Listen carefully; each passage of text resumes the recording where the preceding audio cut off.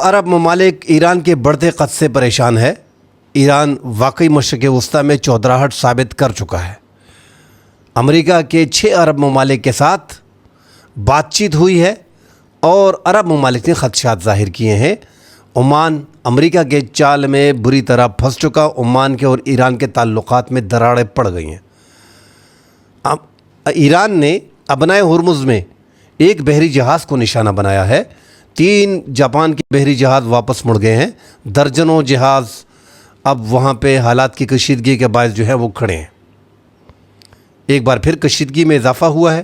امریکہ کی اس چال کے بارے میں آپ کو تفصیل سے بات کریں گے، ساتھ ہی عربوں میں جو اس ٹائم میں ایک خوف پایا جاتا ہے اس پہ بات کریں گے۔ آزاد کشمیر کو لے کے جو 17 دن سے مسلسل دھرنا جاری ہے اس پہ بات کریں گے۔ سرکاری ملازمین جو اس ٹائم پہ ان کا ساتھ دے رہے ہیں ان کو معطل کیا جا رہا ہے۔ گرفتاریاں ہوئی ہیں، انتشار پھیلانے والے چند افراد کو گرفتار کیا گیا ہے۔ کور کمیٹی کے ممبرز جو ہیں وہ باقاعدہ ویڈیو پیغامات کے ذریعے جو ہے جوائنٹ ایکشن کمیٹی سے لا تعلقی کے اعلانات کر رہے ہیں۔ بچیوں کے ساتھ پورے ملک میں زیادتیاں ہو رہی ہیں۔ پنجاب میں 3 دنوں میں 9 کیسز رجسٹرڈ ہوئے۔ خیبر پختونخوا میں اور کراچی میں بھی ایک کیس رجسٹرڈ ہوا۔ اس میں ناظرین بات کریں گے، مگر اس میں پورے پاکستان کو مشورہ دینا چاہ رہا ہوں کہ آپ اسلحے کے لائسنس کے لیے اپلائی کریں اور اس میں یہ لکھیں کہ ہمارا گھر جو ہے وہ ایک جنگل میں ہے اور ہماری بیٹیاں گھر پہ ہوتی ہیں۔ ہمارے گھر میں ہماری بیٹیاں ہیں اور جب ہماری بیٹیاں باہر نکلتی ہیں تو جنگل کے جانور انہیں کھا جاتے ہیں، کیونکہ پاکستان اب جس طریقے سے چل رہا ہے یہ تو جنگل کا قانون لگ رہا ہے۔ اس میں ناظرین کھل کے بات کریں گے۔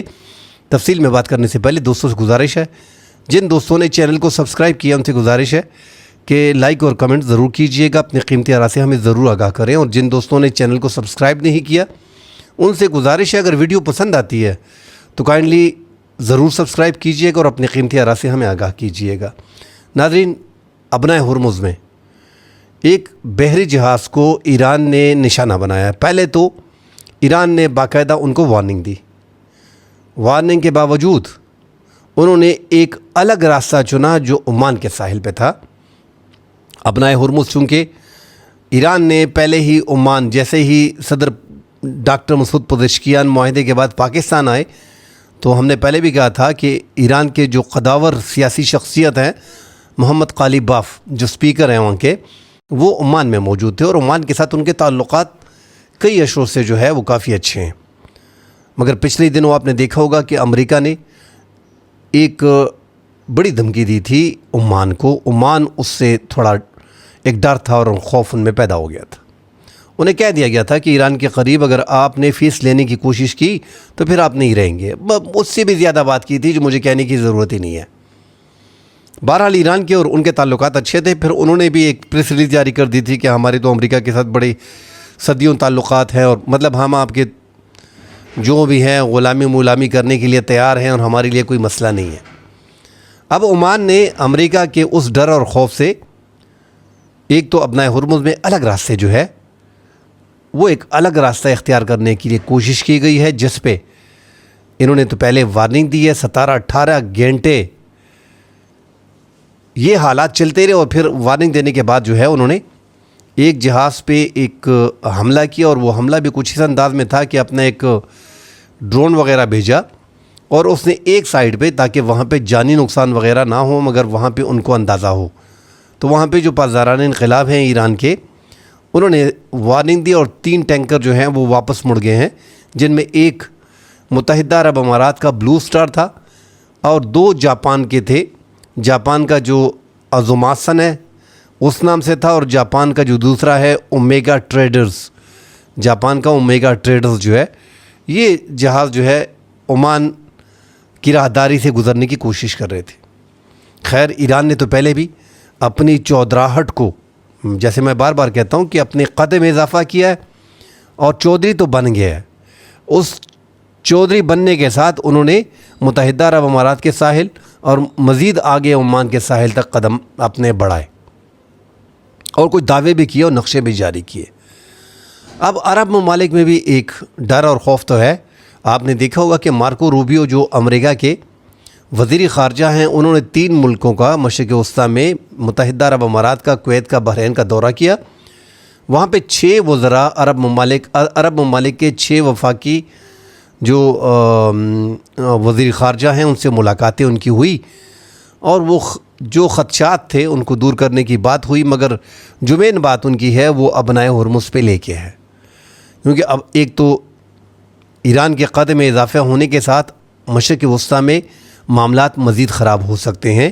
ایک سائڈ پہ تو اسرائیل ہے، دوسری سائڈ پہ عرب ممالک ہیں، ساتھ بیچ میں ایران ہے۔ اس سے پہلے چودھری جو تھا وہ نتنیاہو اپنی چودراہٹ کر رہا تھا، ابھی اس کو ریپلیس کیا ہے اس نے، جو حالات بنے ہیں اس میں اس نے ریپلیس کیا ہے، کیونکہ ایران کو مکمل طور پہ ایک سائڈ کرنے کی کوشش کی گئی تھی۔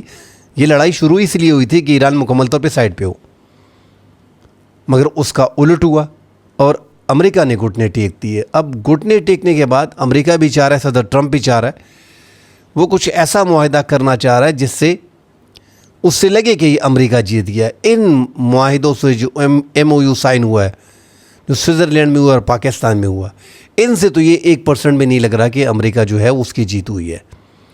اسی لیے بیچ میں کچھ ایک آدھ بات ایسی ہو رہی ہے، مگر وہاں پہ مڈ ٹرم انتخابات ہیں امریکہ میں، اس لیے ساری طاقت جو ہے وہ نائب صدر کو دی گئی ہے کہ کسی بھی طریقے سے اس مسئلے سے ہماری جان چھوڑائیں۔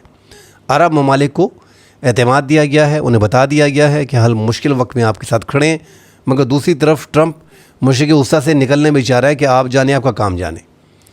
جو پاکستان نے عرب ممالک کو اور اسپیشلی سعودی عرب کو سمجھایا تھا کہ آپ اس میں نہ کودیں، امریکہ نکل جائے گا، پھر یہ آپ اور ایران گلے پڑ جائیں گے، اس پہ سعودی عرب نے مکمل طور پہ عمل درآمد کیا۔ پاکستان کے پاس معلومات بھی کچھ ایسی تھی جو پاکستان نے شیئر کی تھی۔ اب امریکی صدر نے خود ہی کہہ دیا ہے، بار بار کہہ رہا ہے کہ مشرق وسطیٰ جانے، اس کا کام جانے، مگر انگار جانے تلوار جانے۔ اب وہ ایسا نکلنے کی کوشش کر رہا ہے، اور مشرق وسطیٰ میں جو امریکی اڈے تھے ان کے حالات بھی آپ نے دیکھ لیے کہ ایران نے ان کا کیا حشر کیا۔ اب ان کو بھی ان علاقوں سے شفٹ کرنے کی کوشش کی جا رہی ہے۔ مسلم ممالک، عرب ممالک جو ہے وہ اپنے مزید حلیف ڈھونڈنے کی کوشش کر رہے ہیں، جس طرح پاکستان، قطر کوشش کر رہا ہے۔ سعودی عرب اور پاکستان کا تو دفاعی معاہدہ ہے، قطر بھی اس میں شامل ہوگا، اور ایک بڑا اتحاد بننے جا رہا ہے ترکی، پاکستان، مصر، قطر اور سعودی عرب۔ اس بارے میں لمبی بات چیت کی جا رہی ہے، اور ایران نے بھی پاکستان میں آ کے اشارہ دیا تھا، اس کی درخواست کی تھی کہ یہ بنائیں اور مجھے بھی اس میں شامل کریں، تو اس پہ بھی سیریس گفتگو ہو رہی ہے اور کوشش کی جا رہی ہے کہ عرب ممالک کے ساتھ ایک پاکستان نے تو انٹر کر دیا مشرق وسطیٰ میں، اب چھاپ پڑ گئی ہے، اور وہ ہم بار بار بتا چکے ہیں کہ پاکستان 2025 میں کیسے اپنی قائدانہ صلاحیت، ہماری جو اگر ہماری اکانومی کو دیکھیں تو ہم بڑے کمزور ہیں اکانومی کے لحاظ سے، ہمارے ملک میں ہر وہ چیز موجود ہے، ہمارے ملک میں کافی پیسہ موجود ہے، مگر بدقسمتی سے ہم پھر بھی ہماری اکانومی جو ہے وہ کمزور ہے۔ ہمارے کسی حکمران کو طریقہ نہیں آ رہا اس کو یوٹیلائز کرنے کا، یا ہم میں وہ نالج نہیں ہے، یا ہم کر نہیں پاتے، یا ہمارا سسٹم ٹھیک نہیں ہے جمہوری، یا ہمارا جو مارشل لا کا نظام آتا ہے وہ بھی درست نہیں ہے، جو ہائیبرڈ نظام آتا ہے بدقسمتی سے وہ بھی درست نہیں ہے۔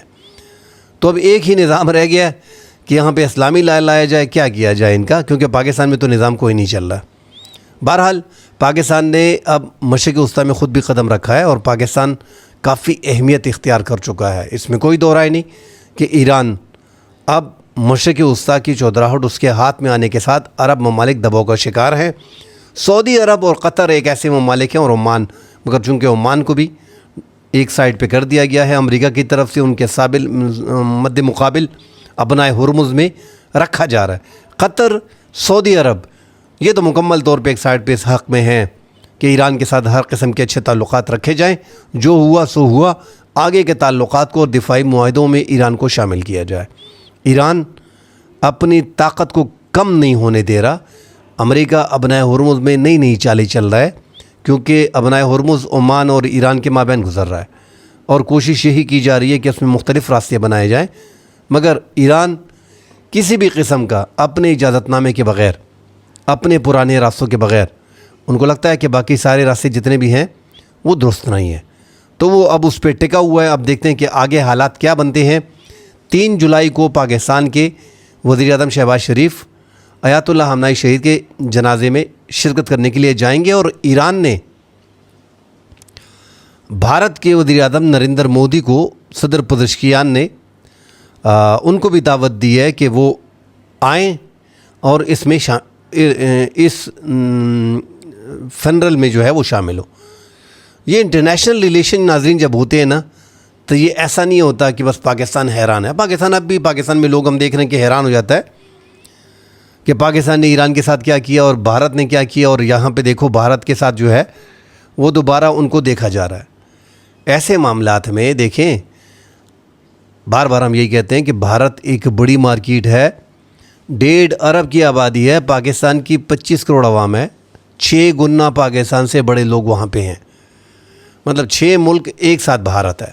دنیا کا تیسرا بڑا تیل کا خریدار ہے. ایران کا دوسرا تیسرا بڑا تیل کا خریدار وہی ہوگا چائنا کے بعد. تو ایران اپنا بزنس بھی کرے گا نا, اس کو ہر بندہ اپنے قومی مفاد اور اس کا تحفظ جو ہے وہ یقینی بناتا ہے. اور ایران ہمارا کون سا, ہمارے دوست ایسے سمجھتے ہیں کہ ایران پاکستان کا کوئی صوبہ ہے, اسی طرح ایران ہماری ساری باتیں مانیں گا. بھائی شکر کریں, ایران کے ساتھ ہمارے تعلقات اچھے ہو گئے. 9 کروڑ کی ان کی آبادی ہے. 21-22 سال سے 25 سال سے, میں تو بولتا ہوں 1979 سے ہمارے تعلقات اس قدر اچھے نہیں ہیں جس قدر ایران کے بھارت کے ساتھ اچھے تھے.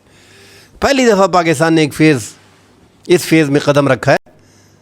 تاریخ کے دہانے پہ اگر دیکھیں تو پاکستان نے بہت بہترین رول پلے کی ہے. اس کے بعد ایران کے ساتھ ہمارے تعلقات اچھے ہوئے ہیں.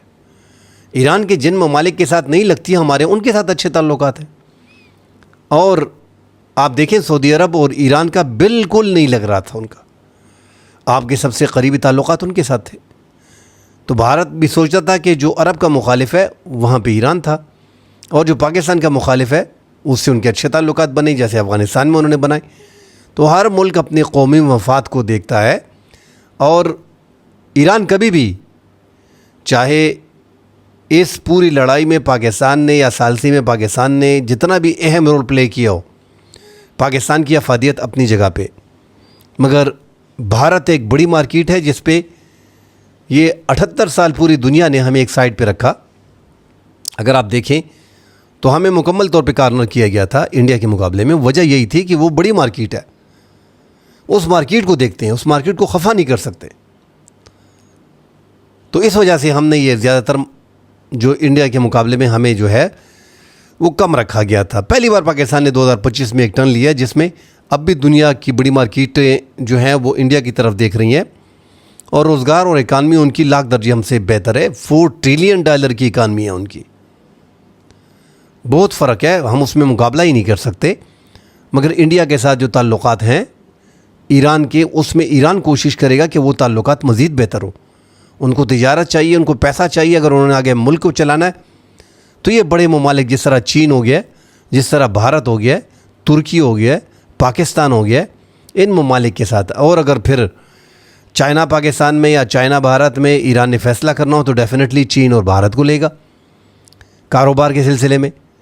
تو ہر ملک اپنے کاروباری ضروریات کو دیکھتا ہے, اپنے قومی مفادات کو دیکھتا ہے. اس لیے ان کو بھی دعوت دی گئی ہے. میرے خیال میں نریندر مودی کو جانا چاہیے, وہ وزیر خارجہ وغیرہ کو بھیجیں گے, وہ بھی ایک اچھا جسچر ہوگا. مگر اگر وہ خود جاتے ہیں تو اس سے تعلقات مزید اچھے ہوں گے. جو تعلقات میں تھوڑا تناؤ ہے ایران کا اور بھارت کا, اگر نریندر مودی جاتے ہیں تو پھر یہ میرے خیال میں بڑا اچھا رہے گا. ہو سکتا ہے کہ شہباز شریف اور نریندر مودی کی ایک سائٹ پہ ملاقات وغیرہ بھی ہو جائے. تو اچھا ہے کہ پڑوس میں ہمارے تعلقات ہوں گے. ٹریڈیشن بھی تقریباً ایک جیسی ہے. 2 قومی نظریے کی لوگ بات کرتے ہیں, مگر آپ اگر حالات دیکھیں تو زیادہ ہماری زبان اور ان کی زبان میں اتنا فرق نہیں ہے جو انتر بولتے ہیں کہ اتنا انتر نہیں ہے. تو ہر چیز تقریباً سیم ہے. اگر ہم چین کے ساتھ تعلقات اچھے کر سکتے ہیں, جس کی زبان, جس کی ثقافت, جس کی کلچر, جن کا مذہب, ہر چیز ہم سے ڈیفرنٹ ہے. انڈیا میں تو کم از کم کچھ بھی نہیں ہے تو 35 کروڑ سے 40 کروڑ کے لگ بھگ مسلمان ہیں. مگر ان کے ریکارڈ میں, ڈیٹا میں, چونکہ وہ کوٹا سسٹم پہ وہاں پہ مسلم بھی خوش ہیں, اور انڈیا بھی ان کی پاپولیشن کو زیادہ شو نہیں کرنا چاہ رہا, اس لیے وہ 20-25 کروڑ جو ہیں, 26-27 کروڑ جو ہے, 25-22 کروڑ جو شو کر دیتے ہیں. اس سے مسلم بھی خوش ہیں, ان کا کوٹا سسٹم بھی بحال ہے, کوٹے سسٹم پہ ان کو بہت کچھ مل جاتا ہے, اس لیے وہ آبادی میں اتنا شو نہیں ہو رہے. مگر ان کی آبادی ہم سے زیادہ ہے. تو یہاں پہ مسلم بھی ہیں, ان کے ساتھ اگر ہمارے تعلقات ہوں گے, بارڈر پہ ہے, تعلقات بھی آسان ہوں گے. چین ہمارے بارڈر پہ ہے, مگر چین کے ساتھ ہم اس طرح کی تجارت نہیں کر پا رہے. دنیا کی آدھی آبادی ہمارے بارڈر پہ ہے یار, حیران رہ جاؤ گے. 1.5 کروڑ کا ایک ملک, 1.5 کروڑ کا دوسرا ملک, 5-6 کروڑ کا انتر ہوگا, بیچ میں فرق ہوگا. ایک کے ساتھ دشمنی ہے اور ایک کے ساتھ دوستی ہے. دوستی کے ہم پلہ نہیں ہے, ان کے معیار کے مطابق ہم چیزیں نہیں بنا پا رہے. ایک کے ساتھ دشمنی ہے, ہم نے بارڈر بند کیے ہوئے ہیں. تو جب آدھی آبادی دنیا کی آپ کے بارڈر پہ پڑی ہے اور آپ اس سے فائدہ نہیں لے سکتے, پھر کیا کسی اور ملک سے آپ کیا فائدہ لوگے؟ تو یہ 9 کروڑ کی آبادی جو ایران ہے, اس میں وسائل اچھے ہیں, گیس ہے, تیل ہے, آپ آسانی سے اپنی ضروریات جو ہے وہ ایران سے پوری کر سکتے ہو. کافی آپ کے دیگر تجارت سمندر کے ذریعے آپ کر سکتے ہو. آگے خبریں آ رہی ہیں کہ چابہار کو انڈیا ایک بار پھر ایکٹیو ہونے دے رہا ہے. اب وہ ایکٹیو ہوگا, پاکستان کے اپنے خدشات ہو سکتے ہیں, مگر انویسٹمنٹ وہاں پہ انڈیا نے کی ہے, اور پھر انڈیا نے وہاں پہ مزید انویسٹمنٹ کے لیے وہ بات چیت جو ہے وہ ایران سے کرنے جا رہے ہیں, جس سے پاکستان کے خدشات مزید بڑھیں گے. لہذا پاکستان کو سفارتی طور پہ ایران کے ساتھ اچھے تعلقات مزید آگے جا کے رکھنے پڑیں گے. ساتھ ناظرین بات کر لیتے ہیں جو کشمیر میں اس ٹائم پہ حالات چل رہے ہیں. کشمیر جوائنٹ ایکشن کمیٹی جو ہے 17 دن سے ان کا احتجاج دھرنا وغیرہ جاری ہے. انہوں نے کوشش کی مذاکرات کے لیے ہاتھ پاؤں مارے. 1 مہینے کے لیے پہلے انہوں نے پلاننگ کی تھی. جو ان کے شوکت نواز میر ہیں, ان کا جو پہلے بیان آیا ہے, جو دھرنے سے پہلے اس کی ایک ویڈیو سامنے آئی ہے, جس میں وہ 1 مہینے کا راشن اور ہسپتالوں کی کیا پوزیشن ہوگی, راستوں کی کیا پوزیشن ہوگی, عوام اپنے گھروں میں کیا کرے گی, ایمرجنسی لگی تو کیا ہوگا, ایک پورے پلان کے ساتھ نکلے تھے. اب شوکت نواز میر تو خود غائب ہیں, سائٹ پہ ہیں, مگر حالات اس قدر کشیدہ ہیں کہ جس میں 17-18 لوگوں کی جانیں اب تک گئی ہیں, سیکیورٹی سمیت. تو جب ایک مظاہرہ جو تاجروں کا مظاہرہ تھا عوامی مسائل سے, وہ بڑھتے بڑھتے ریاست کے خلاف جو ہے وہ اٹھ کھڑا ہوا ہے. اب کشمیر کے دوست اس پہ ناراض ہوتے ہیں کہ یار آپ لوگ حق و سچ کا ساتھ نہیں دے رہے ہو. بھائی حق و سچ یہی ہے کہ ہم آپ کے ساتھ ہیں, آپ دھرنے کریں, مظاہرے کریں مہنگائی کے حوالے سے, مگر ہم پھر بھی کہتے ہیں کہ ٹھیک ہے, آپ سمجھتے ہیں کہ 3 روپے بجلی, 5 روپے بجلی اور 6 روپے ہائیسٹ ٹیرف آپ کا رائٹ بنتا ہے, ٹھیک ہے آپ کو دیا. ہم 4600 کا آٹا لیتے ہیں 40 کلو کا, آپ 2000 کا لیتے ہو, ٹھیک ہے وہ بھی آپ کو دیا. مزید کیا چاہیے؟ اب مزید اتنی سختی آپ کیوں کر رہے ہیں؟ ہم نہیں کر رہے اور آپ کر رہے ہیں. اگر کل کو خیبر پختونخوا کہہ دے کہ ہم یہ دے رہے ہیں, توربیلا ڈیم وغیرہ, ہم ساری بجلی بند کر دیتے ہیں, سب سے سستی بجلی پانی کے ذریعے ہماری بنتی ہے, ہم نے بند کر دی ہے. بلوچستان بولے گا میں نے گیس بند کر دی, خیبر پختونخوا سے جو گیس جا رہی ہے وہ بند کر دے گا, اور کراچی بولے گا کہ سب سے زیادہ پیسے ہم ہی جنریٹ کرتے ہیں, ہم نہیں دیں گے. ملک کا کیا بنے گا؟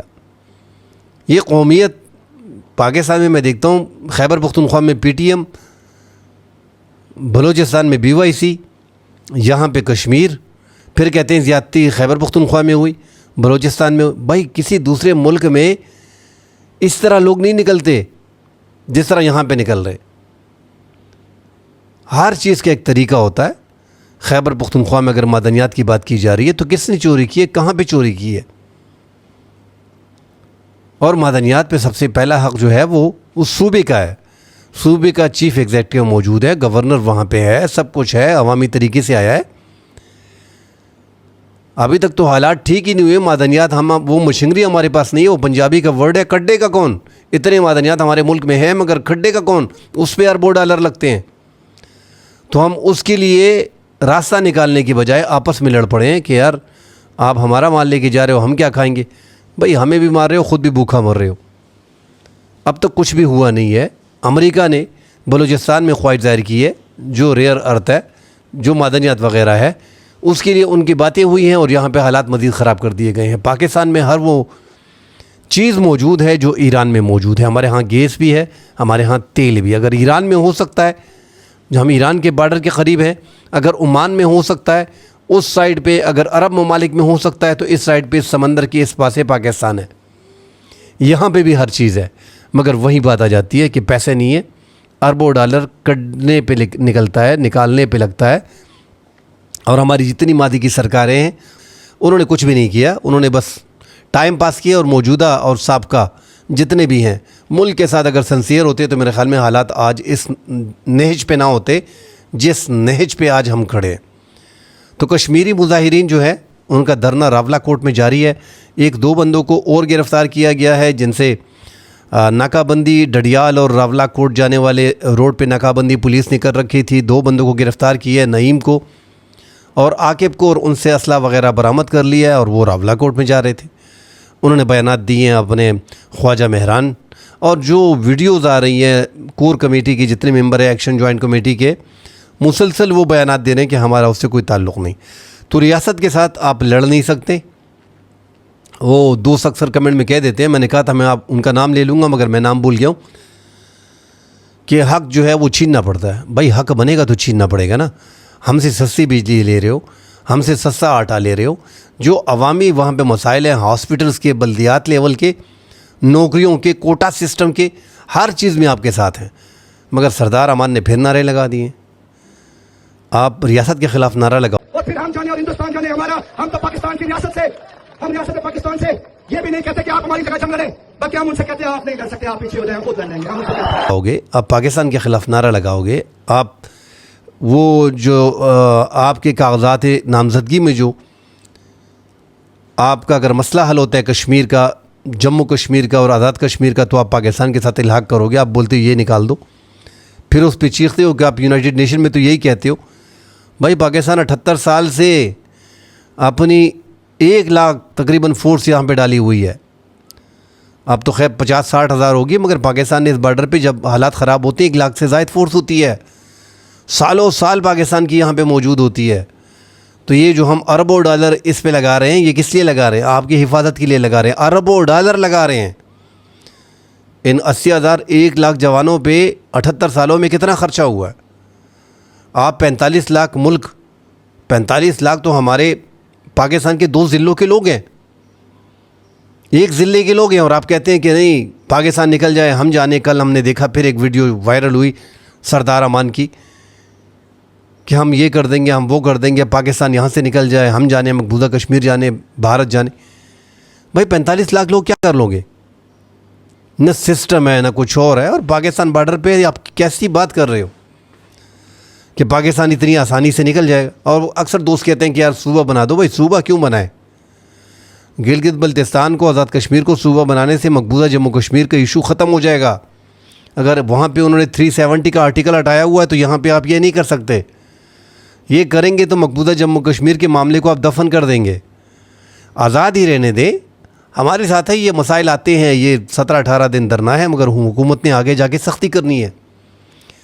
اب یہ تو اس بات پہ آ گئے ہیں کہ یہ سارے معاملات کو ختم کر دیا جائے. جو 5 جون سے پہلے حالات چل رہے تھے اس ٹریک پہ لے کے آئیں, اور ان 38 مطالبات میں سے جو 8 ایکسٹرا بھی پیش کیے گئے تھے کہ ان میں خیر ہے, بس چند منظور کر کے معاملات کو ختم کر دیں گے. مگر ریاست اب ڈٹ گئی ہے. ریاست نے کہا کہ ٹھیک ہے آپ مظاہرے کر رہے ہیں, بیٹھے رہیں. کتنا دن مزید بیٹھیں گے؟ تھک ہار کے خود ہی چلے جائیں گے, اور لوگ ابھی کم بھی ہو رہے ہیں. تو ان کو خود ہی اپنے گریبان میں جھانکنا چاہیے. وہاں کے عوام کو آپ ورغلا رہے ہو. جو حالات ہم دیکھ رہے ہیں, پڑوسی اس سے بھرپور فائدہ لینے کی کوشش کرے گا. پاکستان کی اس پہ نظریں ہیں, ان کو موقع چاہیے.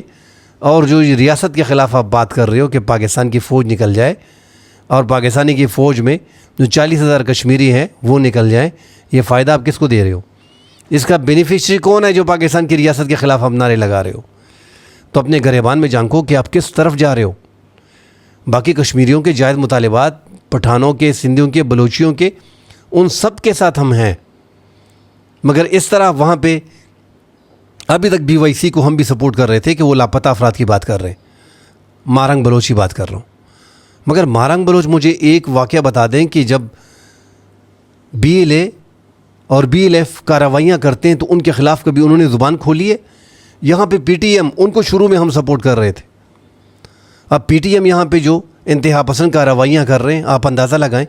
وہ انتہا پسند PTM کو نہیں مار رہے, عام لوگوں کو مار رہے ہیں. اور PTM کو اس لیے نہیں مار رہے کہ PTM فوج کے خلاف بات کر رہی ہے, سرکار کے خلاف بات کر رہی ہے, ان کے تعلقات اچھے. تو یہ ساری کارروائیاں جو ہے وہ اس ڈگر پہ ہو رہی ہیں جس کا ریاست کو نقصان ہو رہا ہے. ہماری ریاست کو بھی طے کرنا پڑے گا، ان کو معاملات اپنے ٹھیک کرنے پڑیں گے. اور ان جتوں سے تو فیصلہ ہو چکا ہے کہ بی وائی سی کے جلسے آئے، پی ٹی ایم کے جلسے آئے. اس طرح افغانستان نے کوشش کی کہ انتہا پسندوں کو پاکستان کے ساتھ بٹھایا جائے، وہ بھی ختم ہو گیا. عمران خان کا معاملہ آیا، جو سب سے بڑی جماعت تھی، جن کے لوگ بھی زیادہ ہیں پاکستان میں، جن کی پاپولیرٹی بھی ہے، اس کے باوجود 9 مئی میں ان کا حالات کیا بنے. اب وہ جلسہ نہیں کر سکتے. ٹی ایل پی کو دیکھ لیں، میں بار بار کہتا ہوں کہ ان کا کیا حشر ہے. جنہوں نے بنایا تھا انہوں نے ڈسمنٹل کر دیا. تو اب سرکار نے وہ چیزیں بند کر دی ہے، ایک سختی دکھائی ہے. وفاقی وزراء کے جو بیانات میں سنتا ہوں تو جب وزیر وہاں پہ بیان کرتا ہے تو یہ ان کی پالیسی ہوتی ہے، یہ سرکار کی پالیسی پہ چلتے ہیں. اور یہ ساری مشکلات جو 47 لاکھ عوام کو آ رہی ہیں، یہ کیسے آ رہی ہیں؟ یہ لوگوں نے دھرنا کیا ہوا ہے، سارے مقامات بند ہیں، سب کچھ بند ہے، اس سے معاملات بڑھ رہے ہیں. سرکار اب بھی، میں تو یہی کہوں گا، میں تو اسی حق میں ہوں کہ اپنے لوگ ہیں، چاہے جتنے بھی دور چلے جائیں، لوگ اپنے ہیں.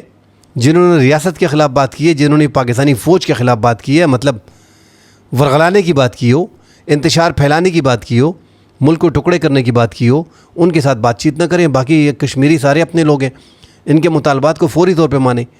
اگر یہی مطالبات آزاد کشمیر کی حکومت بغیر جلسوں کے عوام کو ان کا حق دے دیتی تو آج یہ لوگ اس طرح نہ آتے. سرکار کی بھی غلطی ہیں، اس کو ماننا پڑے گا. آزاد کشمیر کی حکومت جاگو، عوام کو اپنا حق دو تاکہ یہ لوگ اس حد تک یہاں پہ نہ آئیں.